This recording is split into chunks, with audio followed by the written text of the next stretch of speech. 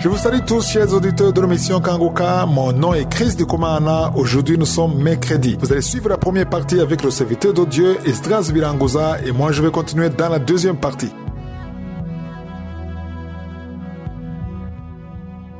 Shalom.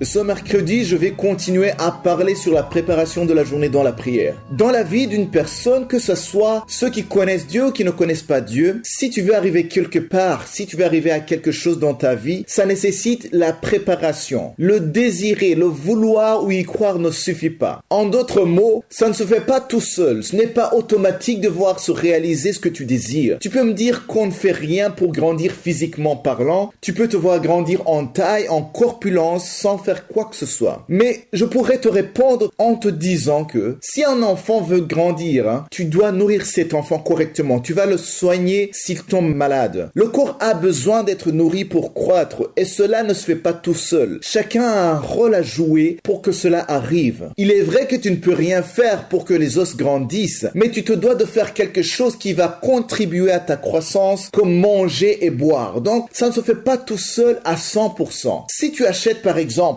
une fleur que tu vas mettre à l'intérieur, donc tu mets dans un vase que tu vas garder dans ta maison à l'intérieur, tu ne peux pas espérer que la fleur grandisse seulement en le désirant et en y croyant, sans rien faire d'autre, sans l'arroser, sans l'exposer à la lumière. Tôt ou tard, cette fleur va faner, elle va sécher. Pour que la petite fleur grandisse, tu dois faire quelque chose. Tu dois l'arroser, tu dois l'exposer à la lumière du jour. Ce que je veux dire par cet exemple, c'est que tu ne peux pas espérer que ta journée soit agréable, sans rien faire, sans prier, sans parler à Dieu. Ce n'est pas suffisant seulement d'espérer. Dieu nous a donné accès à lui par la prière et nous pouvons lui dire ce que nous voulons, ce que nous avons sur le cœur. Chaque fois, chaque matin, il nous attend. Il attend à ce qu'on lui parle. Il attend à ce qu'on aille devant lui dans sa présence quand nous nous réveillons. C'est pour cela que s'attendre seulement que ta journée soit agréable ou que tout se passe bien sans parler à Dieu, ce n'est pas assez. Tout comme tu dois arroser la fleur pour qu'elle grandisse bien, tu dois prier pour que ta journée se passe bien. Tu dois remettre entre les mains de Dieu tout ce qui va se passer. Si nous lisons dans Jérémie chapitre 33 verset 3, il est écrit « Invoque-moi et je te répondrai, je t'annoncerai de grandes choses, des choses cachées que tu ne connais pas. » J'ai dit que notre Dieu attend chaque fois qu'on lui parle. Il attend qu'on l'invoque dès le matin. Dieu lui-même demande qu'on l'invoque. Il attend que tu lui parles, que tu lui annonces ce que tu veux dans la journée. Et lui, de son côté, il va te révéler des choses cachées, des choses que tu ne connais pas. Peut-être qu'il y a des choses que tu attends de Dieu aujourd'hui, des opportunités de travail. Tu veux des partenariats. Tu veux rencontrer une personne avec qui tu vas travailler. Tout ce que tu veux peut être caché devant tes yeux. Mais quand tu l'invoques chaque matin, quand tu appelles Dieu et que tu ne mets pas ta confiance dans tes préparations, dans tes stratégies, dans ton intelligence, il va te révéler ce qui est caché. Si dès ton réveil, tu invoques Dieu, si tu pries dès le matin et que tu mets entre les mains de Dieu tout ce qui va se passer, ce qui est caché ne le restera pas devant toi. Dieu te le montrera. Si tu invoques Dieu et que tu pries dès le matin, tu lui montres que tu ne peux pas te suffire toi-même. Tu lui montres que tu veux dépendre de lui. Tu ne peux pas te confier en tes préparations et en tes stratégies. Tu es différent d'une personne qui aura des difficultés pendant la journée sans avoir prié le matin. Car toi, quand tu arrives dans la même situation, tu vas rappeler à Dieu que dès le matin, tu étais devant lui. Tu vas rappeler à Dieu que tu as mis tout dans ses mains et tu vas lui demander de te guider à travers ces difficultés que tu vas rencontrer. Est-ce qu'il t'est arrivé peut-être un jour de faire un rétrospective, un récapitulatif de ta journée et tu te rends compte qu'il y a des opportunités que tu as ratées. Tu vas te dire, mais pourquoi je n'ai pas fait ça comme ça? Pourquoi je n'ai pas parlé à cette personne? Mais j'aurais pu lui convaincre en disant ça. J'aurais pu faire ça. Ou même dans ton examen, tu te dis, j'aurais dû écrire ça. Pourtant, je le savais. Donc, il y a des choses qui semblent évidentes après que ça soit passé. Et tu te dis, j'aurais dû faire ça. C'était comme si c'était caché. Ces choses que tu vois que c'est évident après la journée. Et je peux te dire que quand tu pries, quand tu prépares ta journée devant Dieu, quand tu mets tout dans les mains de Dieu dès le matin, avant de sortir, avant de vaquer à tes activités, il y a des choses que Dieu peut te révéler. Ces choses qui semblent évidentes ou qui semblent cachées pour les autres. Notre Dieu est fidèle et il va nous répondre à chaque fois que nous l'appelons. Et il agira avec puissance dans notre vie.